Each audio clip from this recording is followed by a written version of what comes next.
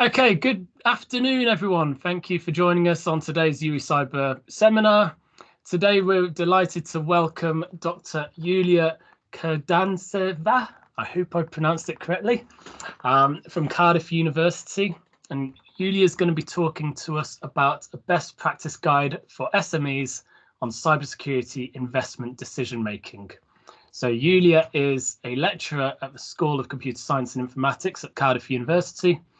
She has worked as a lead researcher on the project Supervisory Control and Data Acquisition Systems Cybersecurity Lifecycle, funded by the Airbus Group, Endeavour Wales and the Welsh Assembly Government, where she developed a novel SCADA cybersecurity safety and risk graphical extension for BPMN 2.0 and a configurable dependency model of a SCADA system.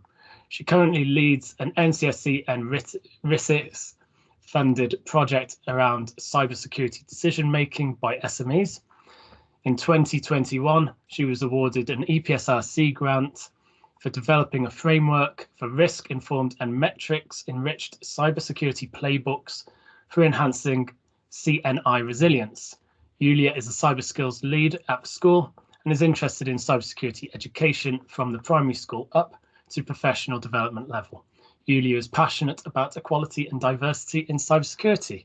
So with that said, I'll hand over to Yulia now. Thank you very much. That's great. Thank you, Phil. Thank you for the introduction. So you can hopefully see the slides. I'm sharing the slides and everything that Phil just said. So it's over there. Quick overview of what I've been up to up until now. Today, as Phil mentioned, I've been leading a project funded by NCSC and RISKS, Research Institute on Social Technical Security. And today I will be talking about that study and about the results of this exploratory investigation. So I titled it a best practice guide for SMEs on cybersecurity investment decision making.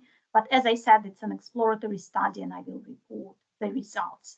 It was a multidisciplinary project. So I'm working in collaboration with a colleague from Cardiff Business School, Dr. Izzedine El-Kalag. And on this project, it was quite unusual, but we were supported by a second-year placement student, computer science student, Harry Batchelor. And I've mentioned Harry here as well, and he will be a co-author of the paper. So quite an unusual experience, but we took this interesting approach, taking a second-year students, but Harry was absolutely amazing and instrumental in supporting this project. Quick outline. So I will introduce you to the project objectives. I will explain our research methodology. So most of the part will be the discussion of the interview results, and then I will share the best practice recommendations that we came up with. Some background on kind of position of cybersecurity. So this is based on DCMS cybersecurity breaches survey 2019 and 2020. So up to 46% of businesses report having cybersecurity breaches or attack in the last 12 months. I mean, cost of a breach varies between £3,000 and £5,000, which is quite significant amount for small businesses and even for medium businesses, as you can imagine. 8 in 10 businesses say that security is a high priority for their senior management. Half of the businesses update senior management at least quarterly on security. And the number, we can see some positive improvements. The number of businesses with a board member, and that of course would be about larger companies, who report to the board on cybersecurity issues, the number of those businesses increase constantly. I think that there is a gradual growth, and there was a significant increase in 2020. So there are some positive improvements that we can see. But there is a range of issues associated with cybersecurity, and particularly with cyber and SMEs, and I'll touch on the reasons why we are looking at SMEs later on. So the recent systematic review shows that assessment of economic value of a cybersecurity investment is not particularly well developed area. So the use of metrics, particularly economic metrics, for the support of decision metrics is very limited. So you can hardly find any metrics. There are certainly communication issues between, if I just switch on my laser pointer, communication issues between the technical staff and the boards and the executives. And here there is a quote from NCSC, the previous NCSC research.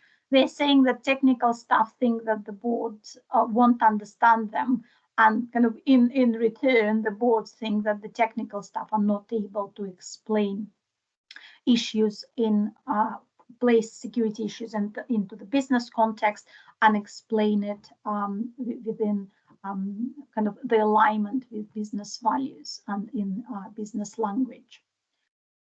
Businesses really follow formal approaches for supporting decision making and for risk assessment. And in the existing literature, we cannot find any evidence-based kind of approaches or optimal approaches to support SMEs in decision making. So when considering cybersecurity investments. So that's kind of the outline of the context, the background where we are at the moment. So why SMEs? Why do we focus on SMEs? So SMEs are small and medium-sized enterprises, organizations. We adopted the definition from DCMS Cybersecurity Breaches Survey and standard classification. Effectively, in this study, we look at all businesses who are smaller than 250 employees. So larger businesses is 250. Anything under that will be included, all those businesses are included in our study. So there are quite a lot, as you can see, SMEs in the UK, according to the government statistics, at least 6 million SMEs in the UK in 2020, and they constitute 99% of all businesses.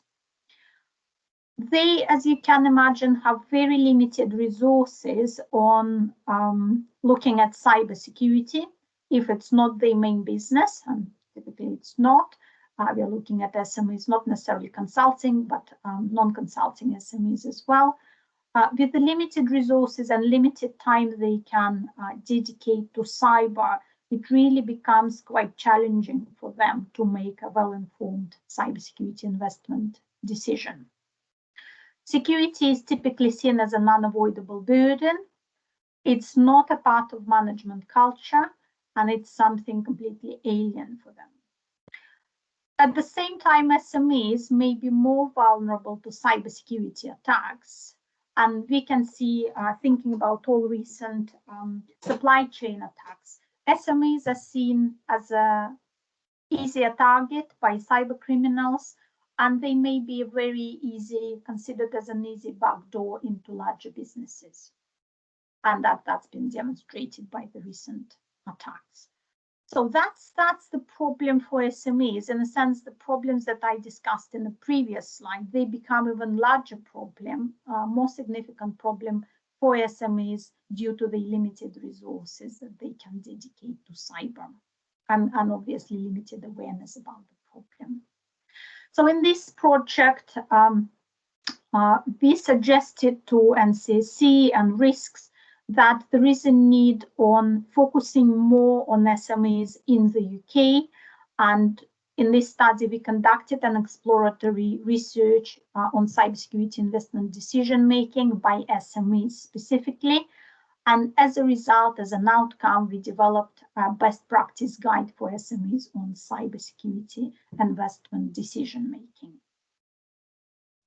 About our research methodology, we examined over 150 non-academic publications. So overall, we were guided by the case study methodology, by YIN, traditional approach in qualitative research. We used interviews, in-depth, semi-structured interviews as the main method of collecting information. prior to the interviews, I've mentioned this analysis of non-academic literature. The reason we looked at non-academic literature is kind of related to the previous limitations of academic literature. Academic literature does not necessarily focus on SMEs. There are proposals on how economic value of security investments may be measured and estimated. Again, they are not specific to SMEs. It was not clear how those proposals are kind of applied in practice, if they have any practical value. Hence, we decided to look at non-academic publications.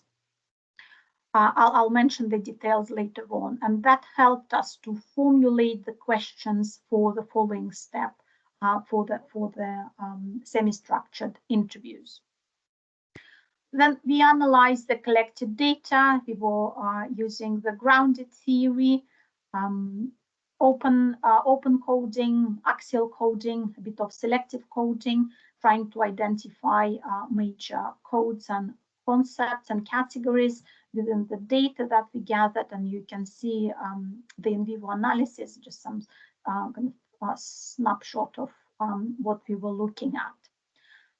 When we gathered the data and analyzed it, we identified the issue, we formulated the best practice recommendations. And after that, and it's all very fresh from the oven, so just a couple of weeks ago, we had a focus group with SMEs representatives to validate those recommendations to get the feedback. So I will touch on the feedback briefly at the end as well. So that's where we are in terms of methodology of what we've done so far. With the literature review, which I've mentioned, we looked at various magazines for information security officers, for CEOs, focusing on cyber. So we looked at security metrics, security investments, return on security investments, generally security economics, to see what problems companies may have, what professionals discuss in that area. In terms of participants' profile, and I wanted to kind of mention again the reason we really wanted to do an exploratory study.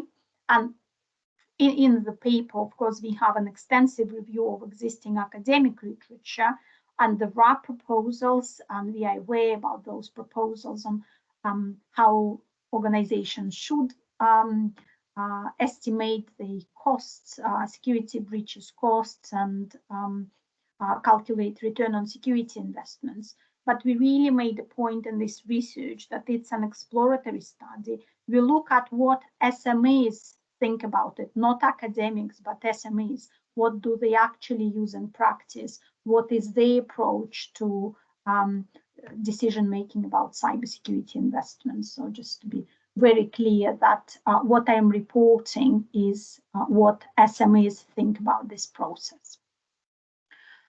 Participants' profile. So we have interviewed 15 representatives of UK-based SMEs. All the interviewees are UK-based. The main criterion for including people into the study was that they contribute or are involved in some fashion in the decision-making process around cybersecurity investments. 7 of the participants were technical experts, heads of IT people, and 8 were senior executives, including CEOs, CFO, business partners, and audit managers. 8 of the SMEs, they were from the digital technology and computer services sector. And then we had some companies from professional business services, research and innovation, healthcare and pharmaceuticals, and facility management. We interviewed both consulting and non-consulting companies. It means that some of our interviewees, they were security companies. They were either selling security products or designing security products or providing security services. In that sense, participants reflected on the experience in the current SME or in the previous employments, and they reflected on the practices of the SME customers, because obviously, as I said, consulting security companies, they work with a lot of SMEs, and they are able to reflect on their own and on the practices of their customers as well. So the first step, I will go through some of the findings to set up the background, to explain what we found, what the process looks like within the SMEs. And after this discussion, I will move on to the best practice recommendation. First of all, what does it look like, the decision-making process in SMEs?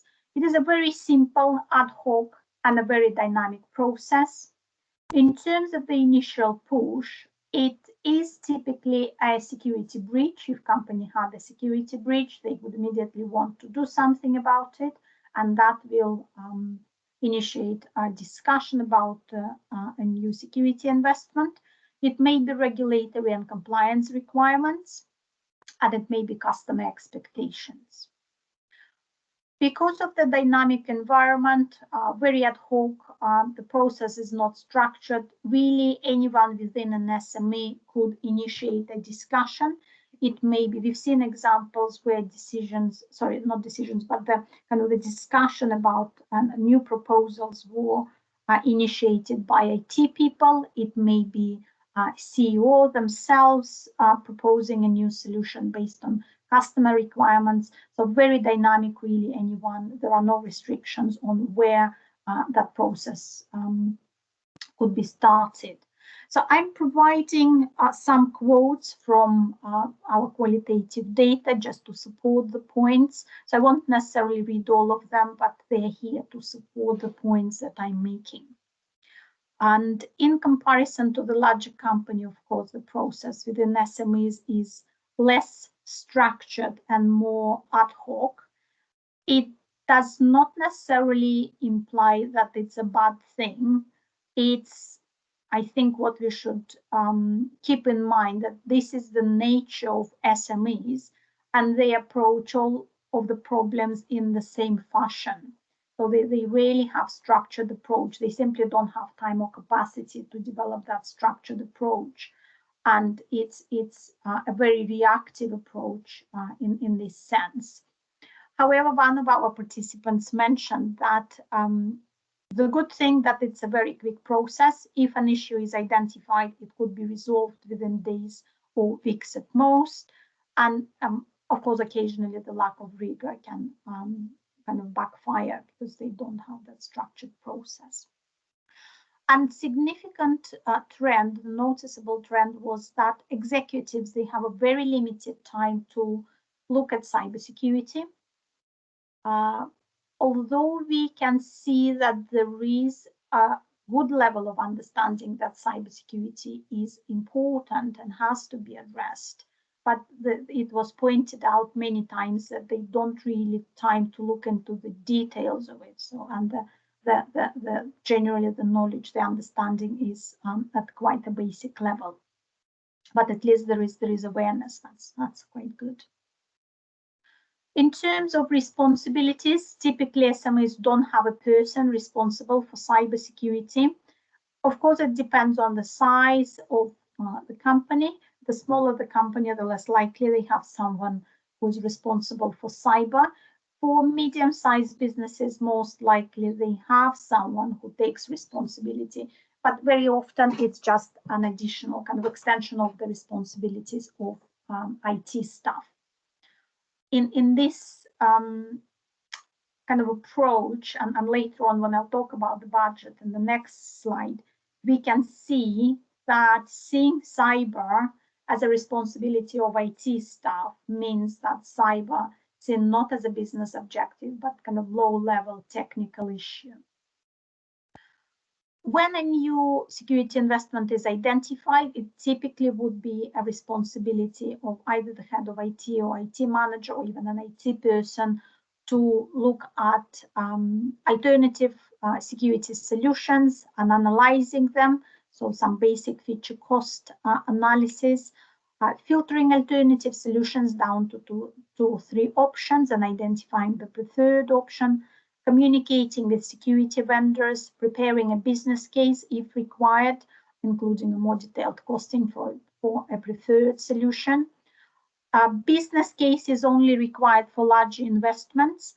The kind of the range, the value range varies, but anything which is less expensive than £200 to £300. That would be kind of the responsibility with that would reside with IT people directly. They won't even approach senior managers, but anything more expensive or involving more than 1 day of the time, that would have to be agreed at a more senior management level.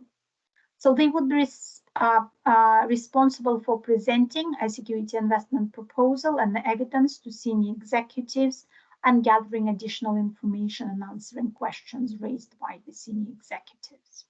So that's what the process would look like, and this is what the role of IT people in it typically is.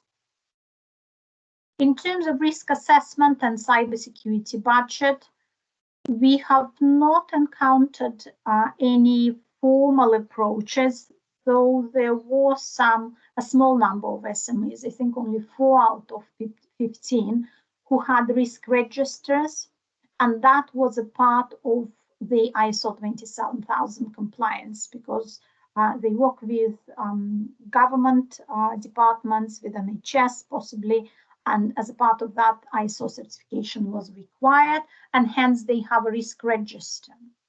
For those companies, obviously, risk is considered at the business level, not just at the technical level, but as I said, it was only a very small number of SMEs, and that requirement was driven by the customers, by the customers. Some proprietary questionnaires were used to undertake risk assessment. What they describe it as, we are trying to understand the environment. Some ad hoc homegrown questionnaires, risk assessment methods. Risk assessment was mostly qualitative. We did not see any quantitative data being used. They rely on subjective judgment of the experts, and really they say they don't need any qualitative data. It's quite sufficient for them to look at the qualitative data. We've seen IT staff using some ad hoc cost-benefit analysis, and I put there explaining that really it's a cost features analysis. They're just balancing costs against the features that solutions suggest on offer. In terms of the budget, no clearly segregated cybersecurity budgets, typically part of IT budget, and it kind of relates to what I said previously. It's because cybersecurity is seen as an IT problem. So IT budget would sort of include cybersecurity budget in it. We've seen evidence that the security element there is always present. They can always identify it. It is set up and defined in a reactive and ad hoc manner. They don't have any forward planning for that budget, which is not surprising. And as I've mentioned, this is just the nature of SMEs and, of course, the nature of the problem as well. And we had a good comment from one of the participants, and I think it was evidenced through other interviews as well, that ad hoc nature of the approach to cyber, it's not necessarily a sign of poor practice. So it's just the way the SMEs are, and that's how they approach the tasks at hand. And this reactive and ad hoc approach often shows that SMEs are prepared to spend money on cyber. They are prepared to react on cybersecurity needs. And particularly if there is a good lobbying, if there is a person of trust who supports cyber, who acts as an ambassador for cyber, those companies obviously would be more willing to invest in cyber. And even relatively opportunistic approaches may result in a good level of cybersecurity resilience, because quite a lot of companies we talked to, luckily they didn't have any incidents, and they think about themselves as well protected and resilient companies. Through the literature review, which I've mentioned, we identified a range of factors that may affect decision making. As I said, literature review was not specific to SMEs. It was not possible to identify whether publication related to a larger company or an SME. So those factors are more generic. We presented those factors, you can see a list at the bottom of the screen, to our participants, and we asked them to rank them on the scale from 1 to 10, with 10 being indicating a very important factor, and obviously 1 and 0 to be a less important or not important factor at all. As you can see from the data, so perceived risk reduction, and just to give you the context of the question, is that if a company is presented with a need to invest into a security product or a new security service, what factors would be important for them? Perceived risk reduction was at the top of the scale, obviously. It was noted that because the process is not particularly rigorous and very ad hoc, it would be what they think about the solution, what benefits and what kind of risk reduction it brings. It's not necessarily supported by any objective data. So that's why we have this perceived kind of adjective here. So it's perceived risk reduction, but depending on what they think about the level of protection, that would be the main factor in the decision-making process. Very interestingly, customer expectations and requirements were quite high on the list.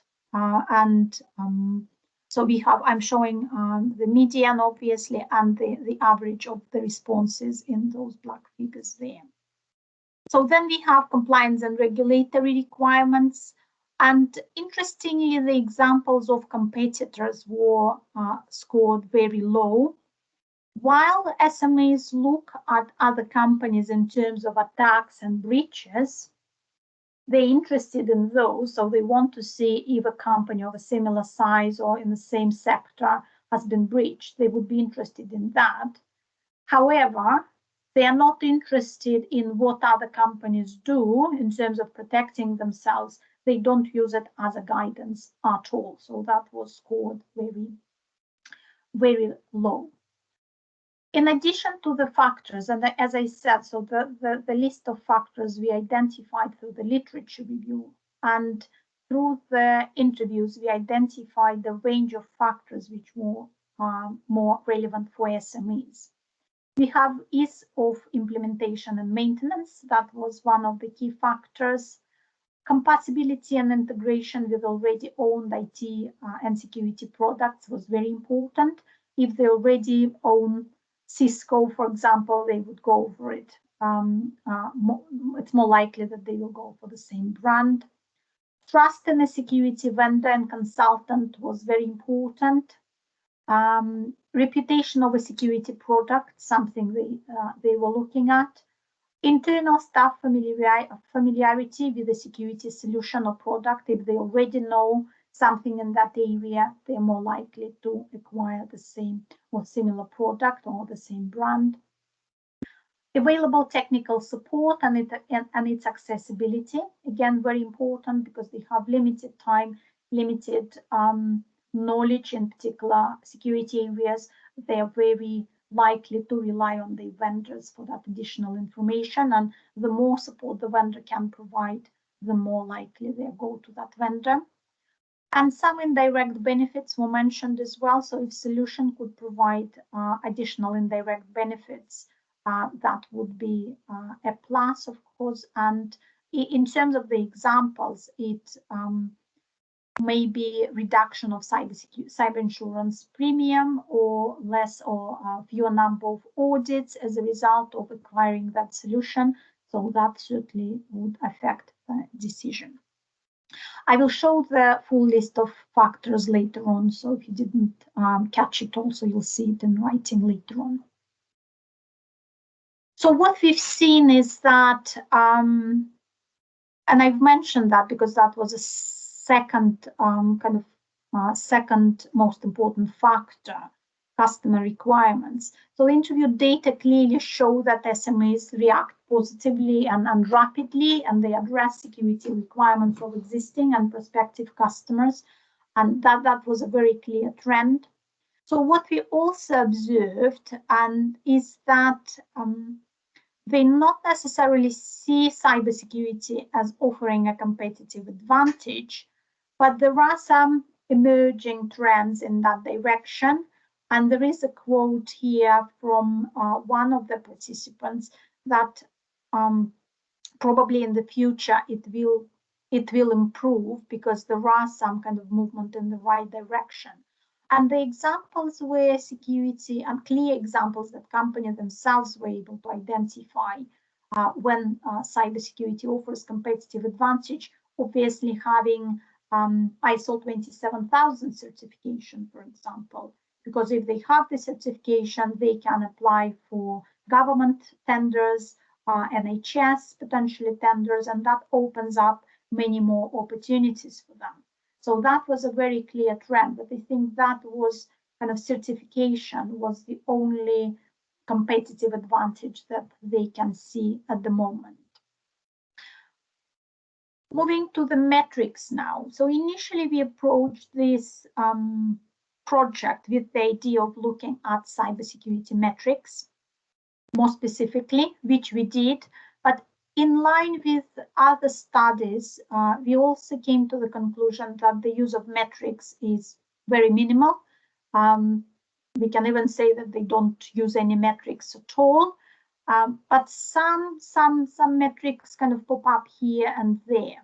We suggested a list of the metrics that we identified through the literature review to our participants, and we asked them to write the metrics in terms of the usefulness for an SME.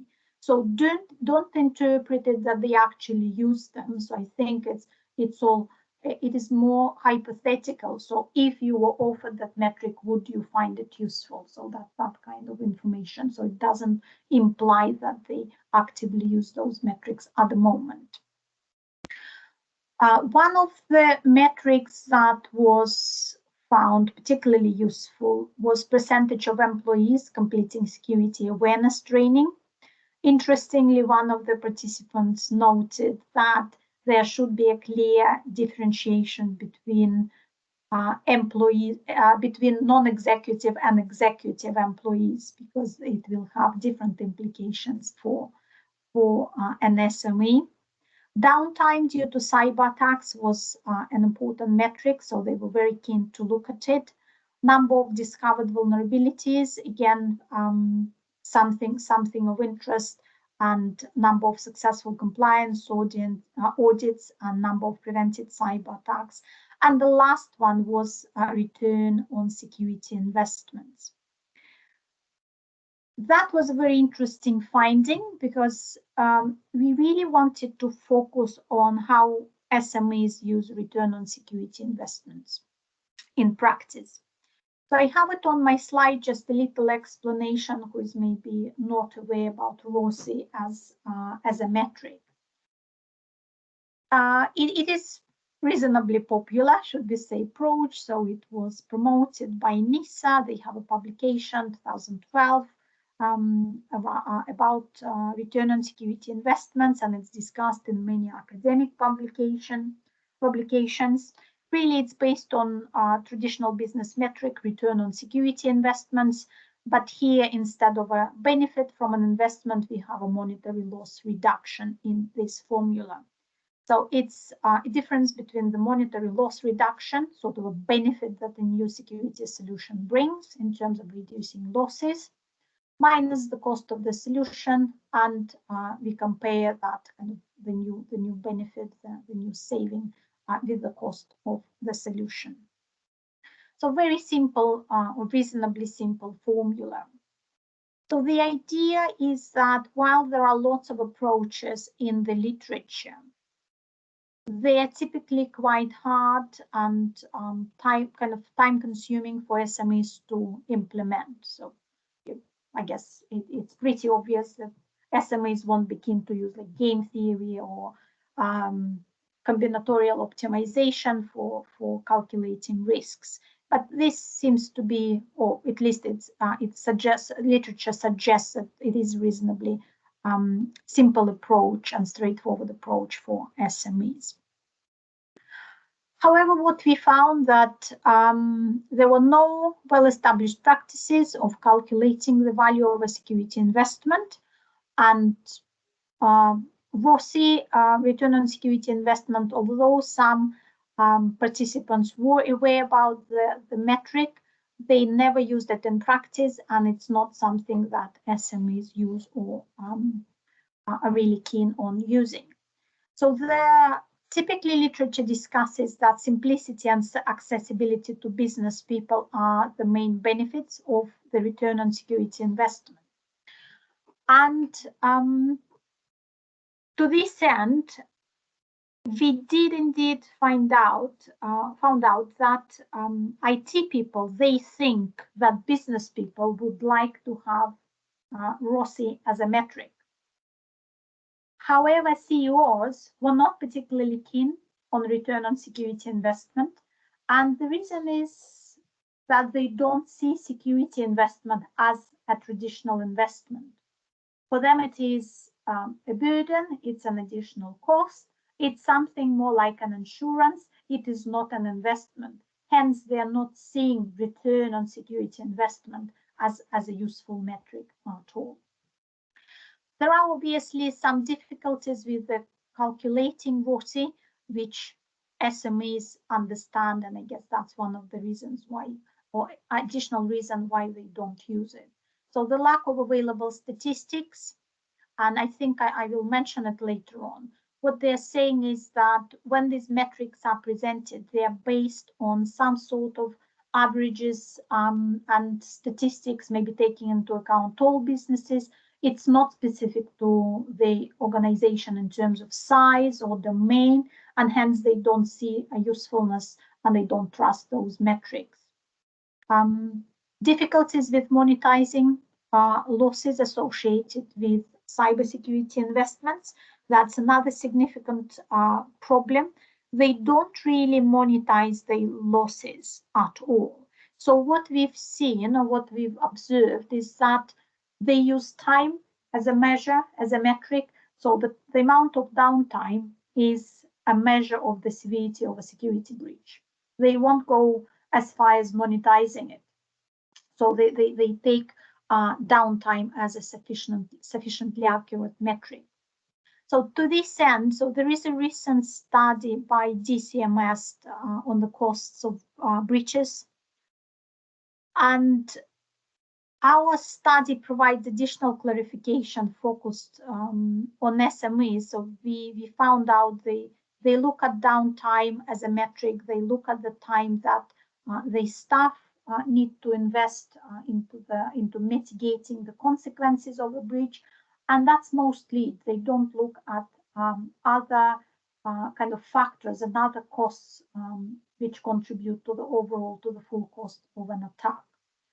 And in the report that I mentioned in the DCMS study, they identified at least 41 different impact factors which will contribute to the cost. And what we've seen is that SMEs may be aware about 2 or 3 of those factors, so they're never looking at the full cost of a breach.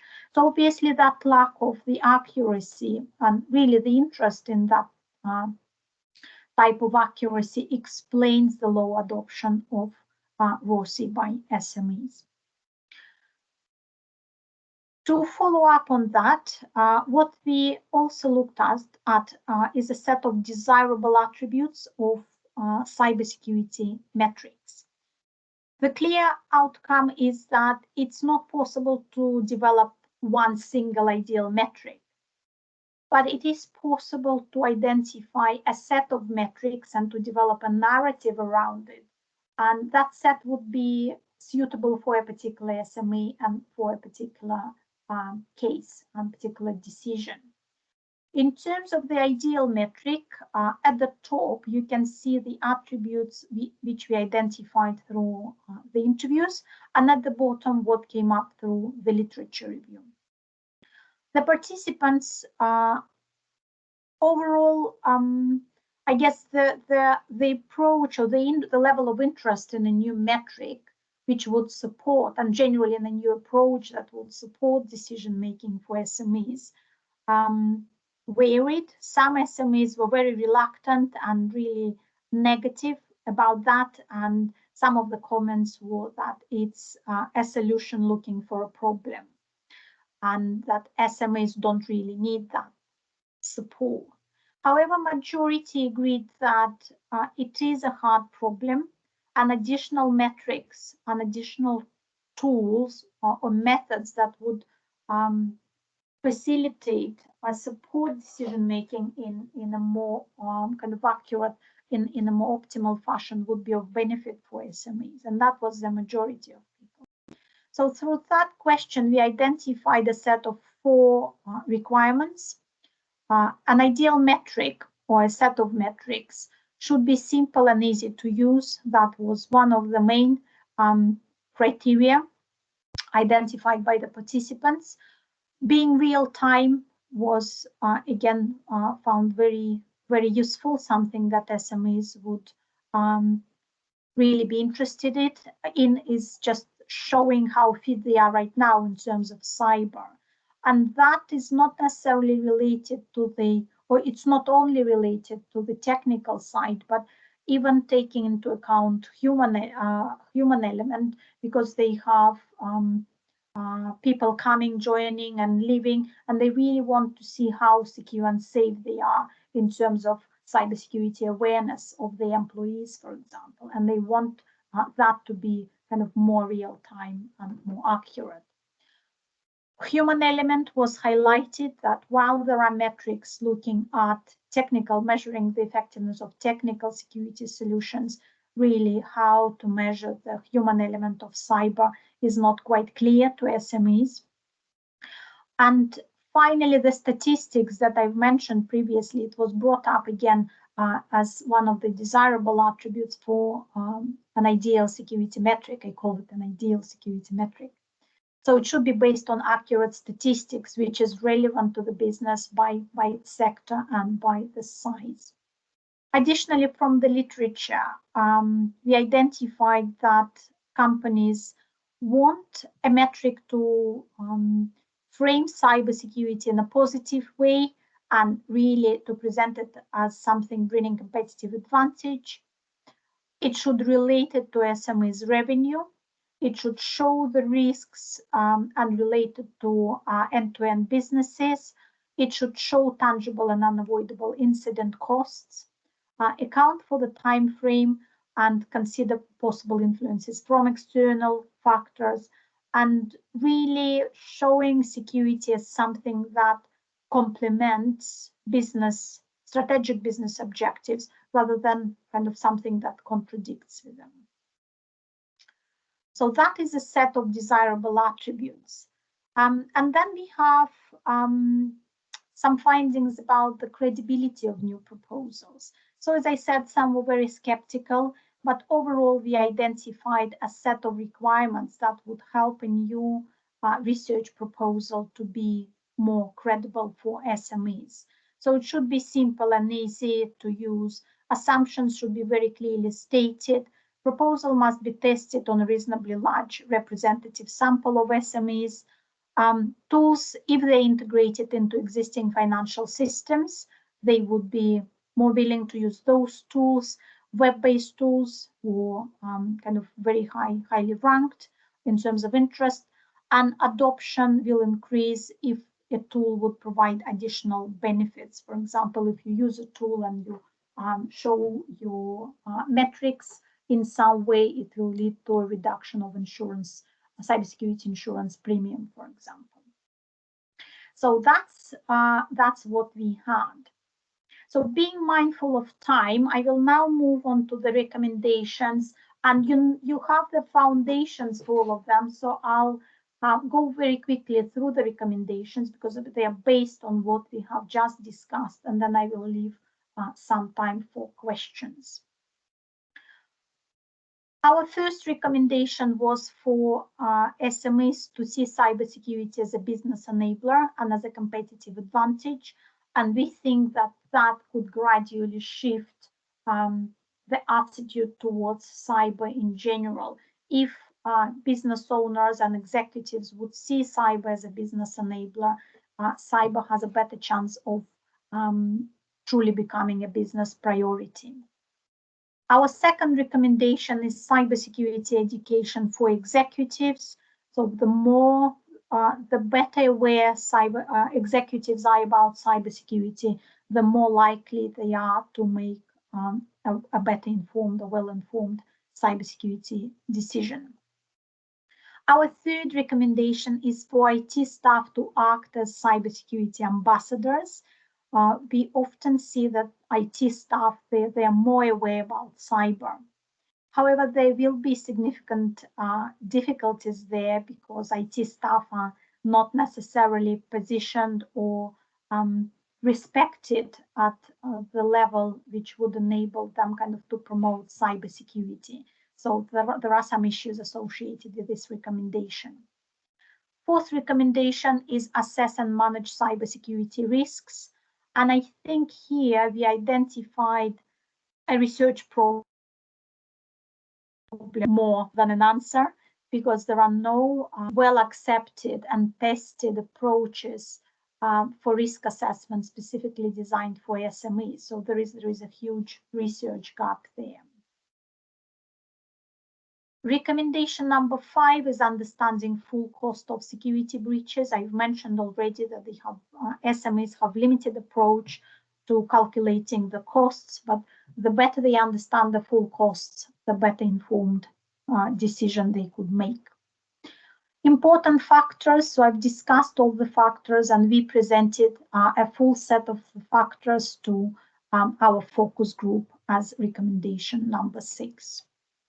Our 7th recommendation is to identify a set of cybersecurity metrics that fit their own needs. And again, we presented them with a list of metrics that we identified through the interviews and the ranking. So just to provide a little bit of help to SMEs on what potentially they may look at and what they can choose from. Our 8th recommendation, it extends the previous one, and it's a set of time-based metrics. Time-based metrics, they came up very strongly through the interviews. SMEs were mentioning staff time on implementing security countermeasure as a measure of cost of a security breach, downtime, staff time on mitigating the consequences, reduction of downtime as a measure. So if a new solution could reduce downtime from, let's say, 48 hours to 2 hours, that would be a useful metric for them. And staff time saved due to new ways of working enabled by a cybersecurity solution. Again, that was one of the metrics mentioned. Our 9th recommendation is cybersecurity driving license. And that's one of the proposals that came through the interviews, is that at the moment, it's not mandatory for SMEs to get any sort of accreditation or recognition in terms of the level of cybersecurity or the level of the good practice in cybersecurity. However, it is seen as a good solution. So SMEs, and it's recommended for SMEs to do it voluntarily. And Cyber Essentials is one of the schemas that may be used for that purpose. So if they have Cyber Essentials or Cyber Essentials Plus, that may be seen as a so-called cybersecurity driving license. And finally, our recommendations is about customer requirements.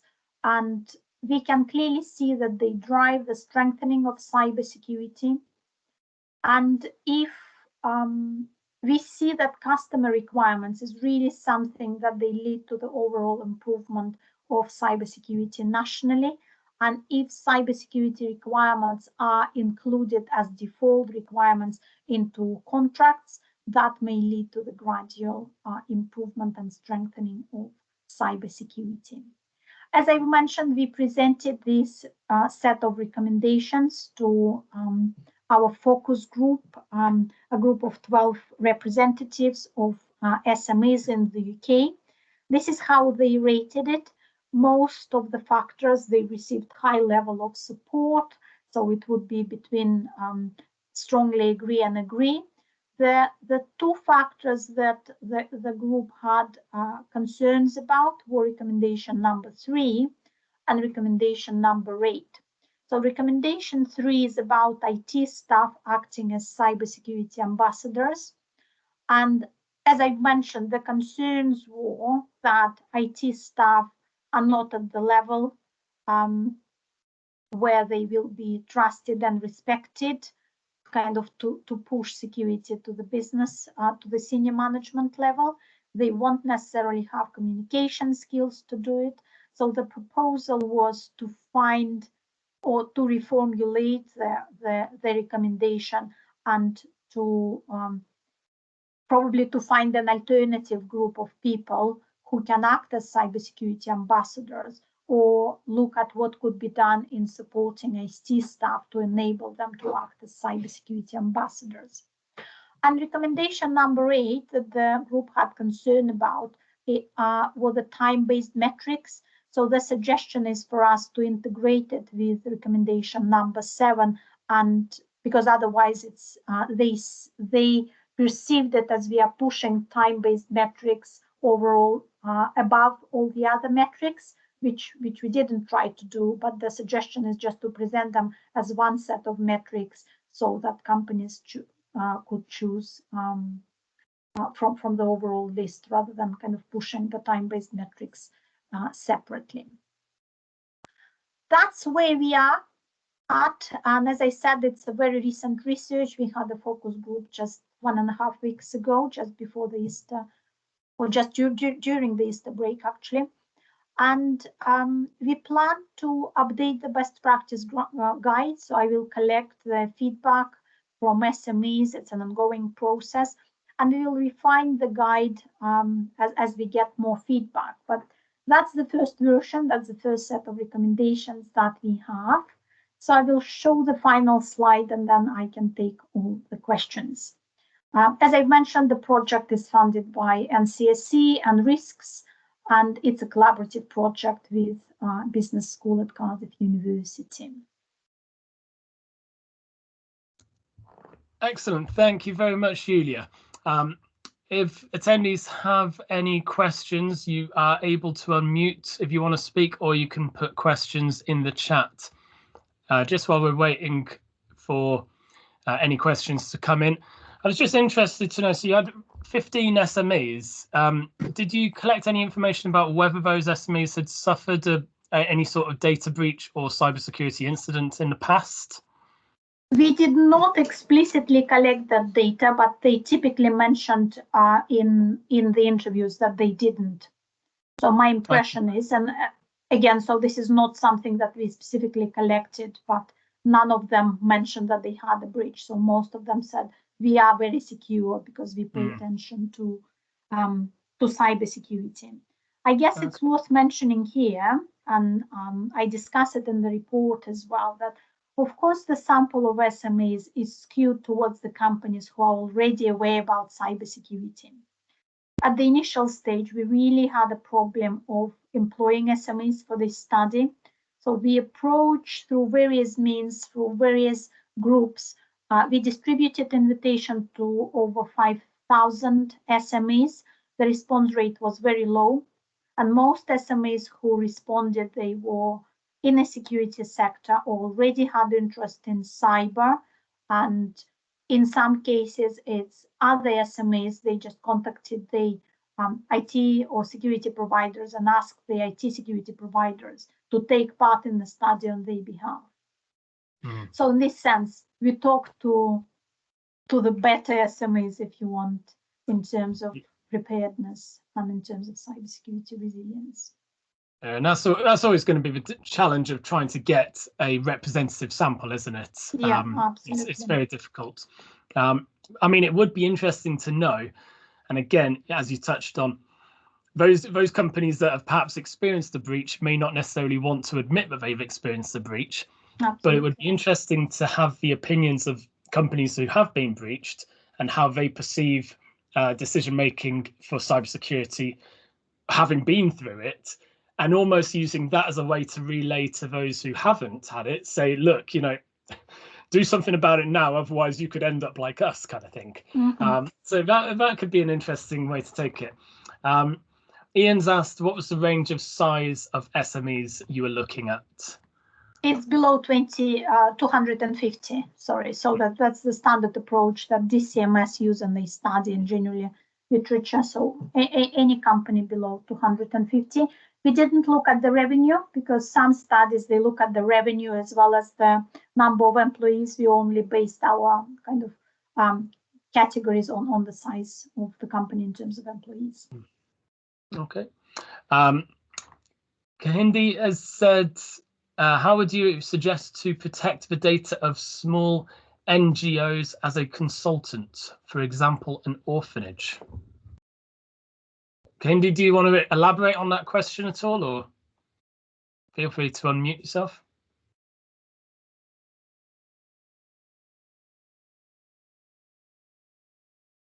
So that's, I think the useful resource would be to look at DCMS breaches, cybersecurity breaches survey, because they specifically look at groups, they private businesses and commercial companies, and they look at charities. So through that, you can find out a lot of information, because obviously we didn't look at charities as such. So we looked at commercial companies. So that mostly I would say it would be the same set of advice, because if they handle and charities, I would expect, and again, now it's not my area of expertise. I'm just trying to come up with an answer. I would think in terms of the private data, most of the data would be private personal data rather than any sort of commercial data or intellectual property or anything of that kind of commercial value. But the privacy would be of a massive concern. So just with my limited knowledge of charities and just off the top of my head, I would suggest that privacy would be the main issue for them. So just focusing on the privacy more than anything else. Okay. I had another question, actually. You touched on Cyber Essentials towards the end, actually, and I was thinking all the way through. Again, what was, of the SMEs you were working with, what was their awareness around Cyber Essentials? Had any of them applied for it? I know you mentioned about ISO, that 4 of them had done ISO, but I wondered about whether any of them had done Cyber Essentials, and also whether any of them were aware of Cyber Essentials, but actually thought they didn't want to do it for any particular reason. That is a good question. So I think I have the data on Cyber Essentials. I don't remember the exact number. I think it was only 3 of the companies had Cyber Essentials, and that was mainly because they were working on government contracts. So that was actually something that pushed that discussion about cybersecurity driving license, and we have a follow-up project, and we will be linking with another company who are working in that direction and looking at the kind of legalities of that, the legal side of it. But through Cyber Essentials, I think the proposal came that there is a need for this cybersecurity driving license. So if a company has a digital footprint, they have to prove that they have a good practice standard in cybersecurity. In terms of awareness, I have impression that most of the companies were aware about cybersecurity, so about Cyber Essentials and Cyber Essentials Plus. As I said, we did not explicitly question them about it, but I don't think that there was any resistance in terms of just getting it. I think as soon as they needed it to satisfy customer expectations, they were very prepared to apply for Cyber Essentials, particularly because it's self-assessment anyway. So, and it's only when you do Cyber Essentials Plus. So the level of awareness was good, but as I said, we interviewed the better lot of them, just due to the way how people respond to the surveys and to the invitations to take part in the study. But they were quite aware, and there was no resistance. I don't think that they saw it as a significant problem to do Cyber Essentials. I think ISO 27000 obviously was a more significant commitment for them, because with Cyber Essentials you just give it to your technical person, an IT person can sort out your firewall and antivirus protection and stuff like that. So that's all the technical things. Whereas with ISO 27000, you really need to bring security, cybersecurity to the higher level and change the way your business operates with integrating, with creating risk registers, discussing it at the senior management level, etc., and then propagating the decision. So ISO 27000 was considered to be a more significant investment and more challenging for the companies. But again, it was driven by customer requirements when they decided to implement it. And I think that's quite an interesting point, actually, that it seems a lot from what you've been saying is they're doing things because it's driven by the customer rather than them thinking this is something we should be doing off of our own back.